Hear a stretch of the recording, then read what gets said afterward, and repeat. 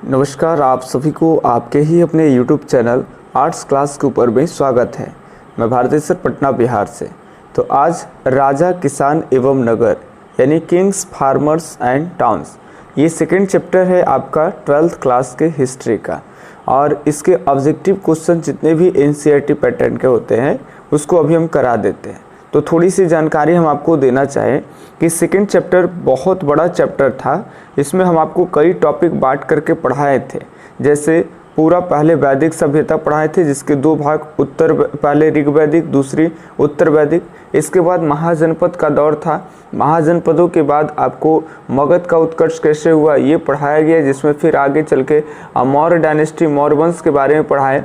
और मौर्य वंश के बाद जो है वो 4 देशी 4 विदेशी शासकों के बारे में थोड़ी सी जानकारी दिए। उसके बाद फिर कुषाण वगैरह इसे देखते हुए गुप्त पे आ गए, और तब जाकर के ये चैप्टर जो है आपका लगभग कंप्लीट हुआ है। तो इसके लिए ध्यान से सुनेंगे। हम 80 क्वेश्चन जो है वो सेकेंड चैप्टर के ऊपर में आपको अभ्यास के लिए बनाए, और इसी से सबसे ज़्यादा आपको प्रश्न जो है वो बोर्ड के अंदर आने वाले हैं। तो वैदिक से जो है आपका 40 क्वेश्चन बना है, जिसमें उत्तर वैदिक और ऋग वैदिक दोनों शामिल है। तो आज इस 40 का 20 क्वेश्चन आज के वीडियो क्लास में आपको अभ्यास के रूप में करा देंगे।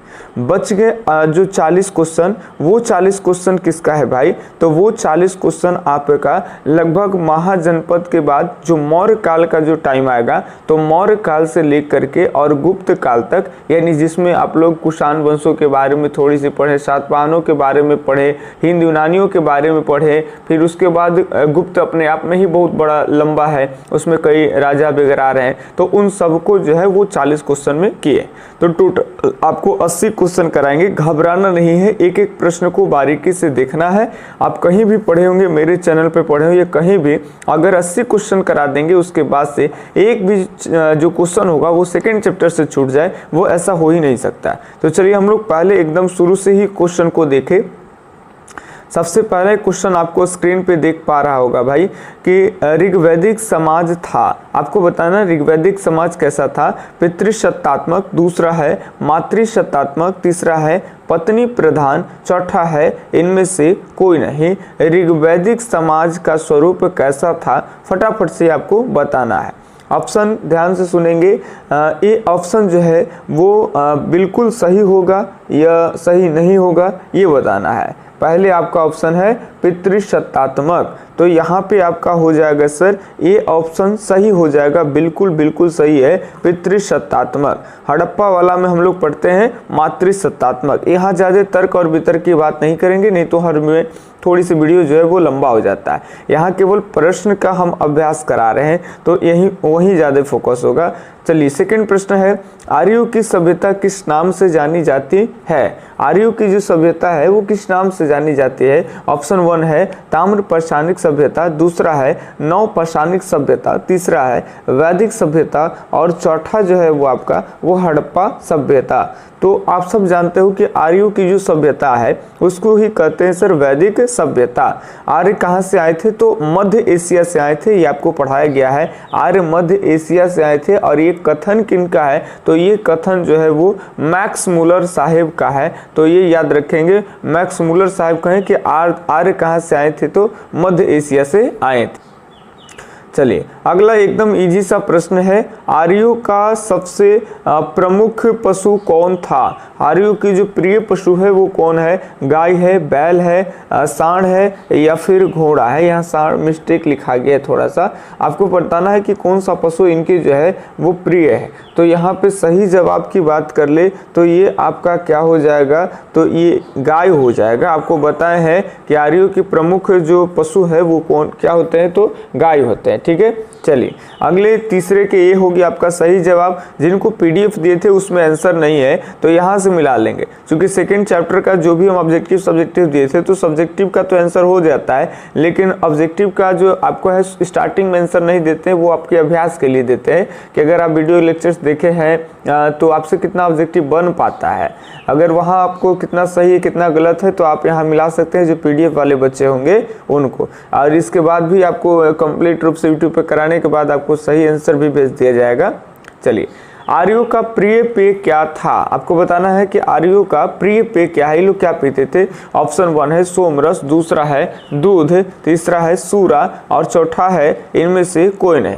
तो यहाँ पे सही जो जवाब की बात कर लेंगे वो हो जाएगा ए ऑप्शन सही, सोमरस पीते थे। तो यानी 4 के ए ऑप्शन जो है वो बिल्कुल क्या है सर, तो सही है। अब बढ़ते हैं 5 नंबर प्रश्न की ओर। 5 नंबर प्रश्न है, निम्न में से प्राचीनतम वेद कौन सा है? निम्न में से सबसे पुराना जो वेद है वो आपको बताना है कि सामवेद है या ऋग्वेद है, अथर्ववेद है या फिर यजुर्वेद है। सबसे पुराना वेद कौन सा है ये आपको बताना है। चलिए, तो 5वें की अगर बात कर लेंगे तो बी ऑप्शन ही बिल्कुल सही हो जाएगा। सबसे प्राचीनतम जो वेद होता है इसका नाम क्या है, तो ऋग्वेद। बाकी आपको डीपली पढ़ाए थे कि ऋग्वेद में कितने मंडल होते हैं, तो 10 मंडल होते हैं और 10 मंडल की रचना ऋग्वैदिक काल में यानी 1500 से 1000 ईसा पूर्व के बीच नहीं हुआ था, जिसमें ये पहले मंडल, 8वें मंडल, 9वें मंडल, 10वें मंडल, ये सब ऐसे मंडल थे जिनकी रचना जो है वो उत्तर वैदिक काल में की गई। फिर भी याद रखेंगे ऋग्वेद जो है वो सबसे पुराना है। हम लोग बढ़ते हैं 6 नंबर प्रश्न की ओर। ऋग्वैदिक कालीन लोग किसकी पूजा करते थे? ऋग्वैदिक कालीन जो लोग हैं वो किनकी पूजा करते थे? ऑप्शन 1 है विष्णु की, दूसरा है प्रकृति की, तीसरा है आपका लक्ष्मी की, चौथा है शिव के। आप बताइए कौन सा ऑप्शन बिल्कुल जो है वो सही हो जाएगा। तो यहाँ पे अगर 6 नंबर प्रश्न की बात कर ले तो एकदम बिल्कुल सही जो जवाब हो जाएगा वो आपका हो जाएगा प्रकृति की, नेचर के पूजा करते थे। ठीक है, चलिए 7 नंबर प्रश्न है सर, बहुत बढ़िया प्रश्न है कि वेद का अर्थ है। वेद का क्या अर्थ है ये आपको बताना है। ज्ञान होता है, ये कर्म होता है, पूजा होता है या फिर सुनना होता है। तो वेद का अर्थ आपको बताए थे कि वेद का अर्थ होता है ज्ञान। ठीक है, चलिए अब 7 के ऑप्शन बिल्कुल एकदम सही है, राइट है। ऋग्वेद के पुरुष सूक्त में सर्वप्रथम किस वर्ण का उल्लेख मिलता है? तो यहाँ ऑप्शन आप देख पाएंगे, पहला ऑप्शन है आपका ब्राह्मण, दूसरा है क्षत्रिय, तीसरा है वैश्य और चौथा है शूद्र। इसकी जानकारी हम आपको वीडियो लेक्चर्स में दिए थे कि पुरुष सूक्त क्या होते हैं। विराट पुरुष के बारे में भी हम आपको बताए थे कि जिसके मुखों से कह सकते हैं कि ब्राह्मण की उत्पत्ति हुई मस्तिष्क से, और उसके भुजाओं से क्षत्रिय की, और जंघा से वैश्य की, और पैरों से शूद्र की। ये इसके इनका वर्णन जो है ये इससे किस वर्ण के बारे में पता चलता है, तो शूद्र के बारे में पता चलता है। बताए थे ऋग्वेद के 10वें मंडल में पुरुष सूक्त में पहली बार शूद्रों का जो है वो उल्लेख किया गया, यानी 8वां के याद रखेंगे, डी ऑप्शन बिल्कुल सही हो जाएगा। अब बढ़ते हैं 9वां नंबर प्रश्न की ओर। तो 9वां नंबर प्रश्न है कि ऋग्वेद में मंडलों की संख्या कितनी है? तो ऋग्वेद में मंडलों की संख्या की अगर बात की जाए तो यहाँ पे याद रखेंगे ये ऑप्शन जो है वो बिल्कुल सही हो जाएगा। आप सब जान रहे हैं कि 9वां के ए यानी ऋग्वेद में मंडलों की संख्या हो जाएगा आपका 10। ठीक है, अभी भी बोले थे कुछ देर पहले। चलिए, सार्वभौम मत के अनुसार आर्य कहाँ के मूल निवासी थे? यानी सबसे ज्यादा मान्यता जो है आर्य के संदर्भ में कि आर्य कहाँ के मूल निवासी थे, उनका मूल निवास स्थान कहाँ है? यूरोप है, अफ्रीका है, मध्य एशिया है या दक्षिणी पूर्वी एशिया है? तो सही जो जवाब हो जाएगा जनाब वो हो जाएगा आपका क्या, तो मध्य एशिया। यानी 10वां नंबर प्रश्न के सी ऑप्शन भी सही है। अब बढ़ते हैं 11 नंबर प्रश्न की ओर। तो 11 नंबर प्रश्न है, निम्नलिखित वर्ण में किसे उपनयन संस्कार करने का अधिकार नहीं था? उपनयन संस्कार करने का अधिकार यानी जो जनेऊ वाला जो संस्कार हम आपको बताए थे कि जिसमें बच्चों को जो है कि पहली बार शिक्षा के पात्र मानने के लिए जनेऊ धारण कराया जाता है, उपनयन संस्कार किए जाते हैं। तो इसमें से किनको उपनयन संस्कार का अधिकार नहीं था? ब्राह्मण के या फिर क्षत्रिय के या वैश्य के या फिर शूद्र के? तो सही जो जवाब हो जाएगा वो हो जाएगा, आपको बताए थे कि शूद्र को उपनयन संस्कार करने का अधिकार नहीं थे। उपनयन संस्कार का मतलब हो गया कि दोबारा जन्म, जिसमें हम आपको द्विज कर करके पढ़ाए थे। आप याद करिए कि द्विज का मतलब होता है कि दोबारा जन्म लेना। तो ये दोबारा जन्म किसको कहा गया था भाई? कि जब बच्चा शिक्षा के पात्र हो जाता है, समाज में उनको जैसे कि शिक्षा का अधिकार मिल जाए, तो ये दोबारा जन्म है। 12 नंबर प्रश्न है कि बोगाज कोई नामक स्थान कहाँ स्थित था। ऑप्शन 1 है आपका अफगानिस्तान, दूसरा है आर्कटिक प्रदेश, तीसरा है एशिया माइनर, चौथा है आपका ईरान। आपको बताना है कि बोगाज कोई जो है वो स्थान कहाँ है। ऑप्शन याद रखेंगे, सही जवाब हो जाएगा आपका सी ऑप्शन, एशिया माइनर में। बोगाज कोई अभिलेख जो है वो कहाँ था, एशिया माइनर में, 12 का सी। अब बढ़ते हैं 13 नंबर प्रश्नों की ओर। तो 13 नंबर प्रश्न है, कहते हैं कि ऋग्वैदिक आर्यों के युद्ध के देवता कौन थे, ये आपको बताना है। ऋग्वैदिक में आर्यों के जो युद्ध के देवता है उनका नाम क्या है। ऑप्शन 1 है इंद्र या पुरंदर, दूसरा है आपका वरुण, तीसरा है अग्नि और चौथा है रुद्र। तो आपको सही जवाब की बात कर लेंगे तो हम आपको हड़प्पा के अंत बता रहे थे, तो एक और भी आपको कहानी बताए थे कि इंद्र जो है वो आर्यों के देवता है और वो किले तोड़ने वाले हैं और इन्हीं को जो है वो युद्धों के देवता के रूप में माना जाता है। तो 13 के ए ऑप्शन ही बिल्कुल सही हो जाएगा। अब बढ़ते हैं 14 नंबर प्रश्न की ओर। जो 14 नंबर प्रश्न है, ऋग्वैदिक में वर्णित दशराग युद्ध किस नदी के किनारे हुआ था। दशराग का युद्ध आपको पढ़ाया गया था कि राजा सुदाश और पुरोहित विश्वामित्र के द्वारा हुआ था। पुरोहित विश्वामित्र ने 10 राजाओं की सेना बुलाई और ये कौन सी नदी के किनारे हुआ है, तो आपको बताना है। डायरेक्ट वे में आंसर बताएं चूंकि आपको पढ़ाया हुआ है सारा चीज। तो परुष्णी नदी, याद रखेंगे कौन सी नदी, परुष्णी नदी। वीडियो लेक्चर्स में आप जाकर के देख सकते हैं परुष्णी नदी का आज वर्तमान नाम क्या है, उस नाम के बारे में भी आपको पढ़ाया गया है। तो 14 के यहाँ पे पूरी तरह से सी ऑप्शन सही हो जाएगा। 15 नंबर प्रश्नों की अगर बात करते हैं तो 15 नंबर प्रश्न है, उपनिषद मूलतः किस प्रकार के ग्रंथ हैं। ऑप्शन 1 है राजनीति, दूसरा है सामाजिक, तीसरा है धार्मिक और चौथा है सर दार्शनिक। आपको बताना है उपनिषद जो है, उपनिषद जिसको कहते हैं वेदों का अंत हुआ, ठीक है, तो वो किस तरह के जो है एक ग्रंथ है ये आपको बताना है। तो 15 की बात कर ले तो यहाँ पे सही जवाब याद रखेंगे डी हो जाएगा। ये एक तरह के दार्शनिक टाइप का ग्रंथ है।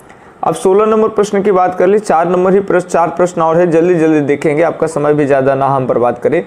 ऋग्वैदिक यहाँ पे लिखा हुआ है आर्य, थोड़ा सा मिस्टेक है, ध्यान दीजिएगा हमारी बातों के। ऋग्वैदिक आर्यों के, यहाँ आर्थी जैसा लिखा हुआ है। ऋग्वैदिक आर्यों के आर्थिक जीवन का आधार क्या था। तो ऋग्वैदिक काल के जो लोग हैं उनके आर्थिक जीवन का आधार क्या है, पशुचारण है, खेती है, व्यापार है, ये इनमें से कोई नहीं। तो 16 नंबर प्रश्नों की बात कर ले तो 16 नंबर प्रश्न का ए ऑप्शन ही बिल्कुल सही हो जाएगा। चूंकि बताए थे कि खेती कहीं ना कहीं 1000 ईसा पूर्व में लोहा आएगा, तब जा करके लोग जो है वो खेती में गतिविधियां लाएंगे और लगभग लोगों का खेती जो है वो पेशा हो जाएगा। तो अभी 1000 आई नहीं है, 1500 से 1000 के बीच की ही सभ्यता जिसको कहते हैं ऋग्वैदिक। तो यहाँ पे याद रखेंगे ये लोग पशु चराते थे। व्यापार की बात कर ले तो ये तो हड़प्पा में चल जाएगा, यानी ए ऑप्शन ही जो है वो बिल्कुल पूरी तरह से क्या होगा, सही होगा, ठीक है। अब हम लोग 17 नंबर प्रश्न देखते हैं। वैदिक सभ्यता थी, कैसी सभ्यता है, नगरीय सभ्यता, ग्रामीण सभ्यता, शिकारी, इनमें से कोई नहीं। तो ऑप्शन याद रखेंगे बी ऑप्शन ही पूरी तरह से आपका क्या हो जाएगा, तो सही हो जाएगा। क्योंकि हड़प्पा वाला जो है वो नगरीय था, लेकिन अगर वैदिक की बात कर ले तो ये वैदिक सभ्यता क्या है जी, तो ग्रामीण। और दूसरी बार भारत में नगरीकरण महाजनपद से देखेंगे कि महाजनपदों की जब उदय होगी तो नए नए राजधानियां जो है वो अच्छे तरीके से डेवलप होने शुरू होंगे। तो दूसरी नगरीकरण देखने को इतिहास में, भारतीय इतिहास में मिलते हैं ये महाजनपद के बाद से, ठीक है। चलिए महाजनपदों के काल आप एवरेज समझ सकते हैं। 17 के यहाँ पे बी ऑप्शन सही होगा। वैदिक सभ्यता पूरी तरह से क्या है, तो ग्रामीण सभ्यता है। अब हम 18 नंबर प्रश्न की बात करते हैं। अगर वीडियो अभी तक लाइक नहीं किया है तो प्लीज एक लाइक कर दिया कीजिए, ठीक है। चलिए 18 नंबर प्रश्न है, ऋग्वैदिक काल में देवता तक संदेश पहुंचाने का माध्यम क्या था। आपका ऑप्शन है मास्त्र, दूसरा है सोम, तीसरा है वरुण और चौथा है अग्नि। यहाँ पे आपको बताए थे कि देवता तक संदेश पहुंचाने, जैसे मान लेते हैं कि वैदिक सभ्यता में ये एक कुंड होते थे और इसमें यज्ञ के काम कराए जाते थे, इसमें मारा जाएगा दम स्वाहा स्वाहा, यज्ञ जला करके इसमें जो धुआं निकलेगा वही ईश्वर तक मैसेज जाते थे। तो ये सारा कुछ कैसे होगा, तो कुंड में जब अग्नि का काम होगा तब होगा, ठीक है। तो ये याद रखेंगे, अग्नि है मेन चीज। जब आपको फिर 4th चैप्टर अभी पढ़ाएंगे तो आपको NCERT की बुक पढ़ाएंगे तो वहाँ यज्ञ पर विवाद चलेगा, तो उसमें सारी बातें बताएंगे बताएंगे कि ब्राह्मण जो है वो किस तरह से यज्ञ हवन करा रहे हैं और किस तरह से अग्नि देव को कह रहे हैं कि हमारी बात जो है वो ईश्वर तक पहुंचा दे, और जो भी यज्ञ कराने वाले होंगे उनको काफ़ी सारे गाय लिया दे, काफ़ी सारे खाद्य पदार्थ आप ला दे। तो इस तरह की बातें जो है वहाँ पे भी चलेगी। तो 18 के यहाँ पे डी ऑप्शन जो है वो बिल्कुल सही है। 19 नंबर प्रश्नों की अगर बात कर लेंगे तो 19 नंबर प्रश्न है आपका, महाभारत और पुराण में मथुरा के शासक को क्या कहते हैं। बहुत इंपॉर्टेंट प्रश्न है कि महाभारत और पुराणों में मथुरा के शासक को सर क्या कहा जाता है। ऑप्शन 1 है पुरु, दूसरा है तुर्बुश, यदु या फिर सभी। तो यहाँ पे 19 का याद रखेंगे, कौन सा ऑप्शन सही हो जाएगा, तो 19 का याद रखेंगे आपका ये सी ऑप्शन जो है वो बिल्कुल सही हो जाएगा। यदु कहते हैं, महाभारत और पुराणों में मथुरा के शासक को क्या कहते हैं, तो यदु कहते हैं। आप जरूर लाइक कर दिया करिए, अगर हो सके तो कमेंट कर दीजिए। अगले वीडियो में आएंगे तो अब जो भी कमेंट करेंगे उनका नाम हम लेंगे। देखिए हमारे चैनल पे सबसे ज़्यादा कमेंट करने वाले जो बच्चे हैं, जिसमें से खास करके इधर बात कर ले तो एक संजय हैं जो शायद गया से हैं, ये कहाँ से भी हम कंफर्म नहीं है जगह। इसके बाद बेगूसराय के एक राजेश हैं जो अभी हमें बेहतरीन ढंग से सपोर्ट कर रहे हैं। इसके अलावा अगर बात कर लेंगे तो एक जिनका हम एक बहुत ज़्यादा उनको कद्र करते हैं, चूँकि उनका कमेंट हमेशा आते रहता है और वो वीडियो लेक्चर से आराम से देखती हैं और पूरी देखते हैं, जिनका नाम साक्षी गुप्ता है। तो साक्षी गुप्ता जी का भी हम शुक्रिया अदा करना चाहेंगे। इसके अलावा बहुत सारे बच्चे PDF वाले भी बच्चे हैं जो लाइक करते हैं, हमें सपोर्ट करते हैं, जैसे साहिल गुप्ता हो गए, ऐसे तमाम बहुत सारे हैं। रोहित सिंह है, सत्या शिवम सत्या करके कोई हैं। तो इस तरह से अगर आप भी कमेंट करते हैं, आपके भी नाम जो है वो अगले में लेंगे, क्योंकि आप लोग हमें सपोर्ट करते हैं, हमें अच्छा लगता है। क्योंकि एक कहीं ना कहीं मुरझाया हुआ फूल एक बार फिर से खिलेगा और काफ़ी बढ़िया बेहतरीन, ये तो ऑब्जेक्टिव करा दे रहे हैं आपके लिए, लेकिन बेहतरीन ढंग से मेन इस चैनल का उद्देश्य है कि वीडियो कंटेंट आपको एकदम फ्री में प्रोवाइड कराना, इतना सारा कंटेंट एक साथ कनेक्ट कर देना एक दूसरे से कि शायद आप किसी यूट्यूब चैनल पे आप आराम से उस चीज़ को और अपने ये बोर्ड एग्जाम को मद्देनज़र देखते हुए मिल सकता है आपको। तो चलिए आप केवल मनोबल को बढ़ाइए, बाकी सब हम पे छोड़ दीजिए। 1 मिनट थोड़ा सा लगता है यहाँ पे मिस्टेक हो गया है। उसके बाद 17 प्रश्न आ गए हैं, 18 प्रश्न अभी हम देख लिए हैं, 19 प्रश्न भी अभी हम देख लिए हैं। चलिए तो अब 20 नंबर प्रश्न यानी आज का अंतिम प्रश्न है, ध्यान से सुनेंगे। गायत्री मंत्र का सर्वप्रथम उल्लेख कहाँ मिलता है। ये बहुत ईजी है, इसको आप कमेंट में कर दीजिए कि गायत्री मंत्र का जो उल्लेख है वो सर्वप्रथम कहाँ मिलता है। ऋग्वेद में मिलता है, अथर्ववेद में मिलता है, उपनिषद में मिलता है, पुराण में। ये आपको पढ़ाया हुआ था, जानकारी के लिए केवल इशारा करेंगे कि कोई तो वेद है जिसके तीसरे मंडल में ही सर गायत्री मंत्र का उल्लेख है, और ये गायत्री मंत्र किसको समर्पित है, तो सावित्री को समर्पित है। तो ये इतनी हम आपको जानकारी दिए। अब इतने समझ जाइए कि तीसरे मंडल, सावित्री, आप समझिए कि कौन सा वेद सही हो जाएगा, आपको ये कमेंट में करना है। मात्र एक प्रश्न आपके लिए छोड़े हैं और वो भी एकदम ईजी, ताकि आप बना सको। तो चलिए इस तरह से 20 प्रश्न हम आपको वैदिक का करा दिए, 20 प्रश्न और आपका वैदिक के कराएंगे। वैदिक कंप्लीट होगा, फिर आपका 40 प्रश्न जो है वो मौर्य से लेकर करके गुप्त तक करा देंगे। इस तरह से आपका सेकंड चैप्टर का वीडियो लेक्चर्स और सेकंड चैप्टर का लगभग जो है वो आपका अभ्यास के रूप में ऑब्जेक्टिव हो गया। और रह गई बात केवल सब्जेक्टिव के, तो वो तो जो PDF लेने वाले बच्चे हैं उनको व्हाट्सएप पे दे दिए जाते हैं। इस बार अब हम भी थोड़ा सा प्रयास बढ़ाने का काम करें, जल्दी PDF बने, जल्दी वीडियो लेक्चर्स भी आते रहे। चलिए आप सबका दिल से धन्यवाद, आप वीडियो के अंत तक बने रहें, इसलिए हम आपका बहुत शुक्रिया अदा करते हैं, आभार व्यक्त करते हैं। मिलते हैं अगले वीडियो लेक्चर्स में, तब तक के लिए धन्यवाद। जय हिंद, अल्लाह हाफिज़, आपका दिन शुभ हो।